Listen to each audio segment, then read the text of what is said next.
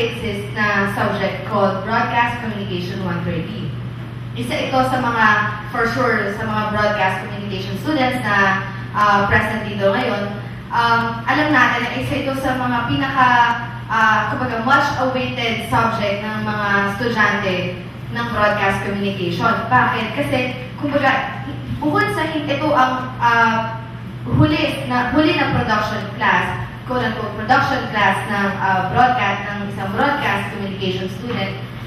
Dito kasi, sa mga nakaraang subjects na nasasaksihan natin sa mass communication, dito na-witness ng isang mass comm student yung may mga nilalaunch na mga pilot episodes, merong malakihang events na piniprepare sa department or sa kolehiyo ng mass communication. Originally, ang Broadcast Communication 130 o ang tinatawag natin Program Planning and Building ay isang lecture class lamang po. Pero dahil nga gusto natin i-train ang ating mga sarili sa kung ano nga ba ang buhay sa mainstream media, ginawa na itong production class.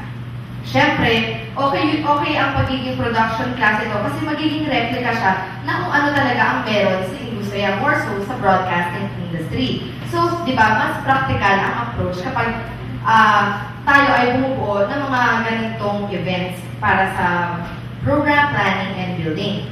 Ngayon, specifically, dito sa mass communication sa UP Diliman, yung tulad nga ng nabanggit ko kanina, nag-produce ng mga pilot episodes as a final product for the BC 130 class. So, yung mga naabutan ko personally ay yung Magalia at yung Iluna. So, they were very successful before. Pero, bakit ngayon meron tayong Takilyang Payos Video Festival? Bakit parang iba na ang tunog nito?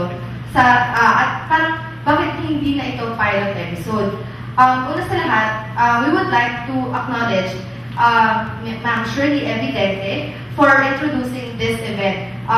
Kasi, instead of just producing a pilot episode, we are now producing, or we've produced 6 video narratives, let's say, original video narratives na pinaghirapan ng mga grupo ng klase nito. Bakit video? Bakit hindi video film festival? Siyempre kasi di ba broadcast tayo. Kailangan ma-emphasize natin na tayo ay mga broadcast communication students. Siyempre meron tayong press conference tulad ng nangyayari ngayon. Meron din tayong screening na magaganap on September 18, 19, 20, and 21 sa Dalisay Aldaba Hall, UP Theater from 9 a.m. to 6 p.m. So meron tayong 3 screenings in a day. Tapos, to culminate the whole activity, magkakaroon tayo ng awards night kung saan yung 6 video narratives, they are officially considered as the 6 entries para sa Takilyang Payos Video Festival. Ayan, nasaksihan natin ang first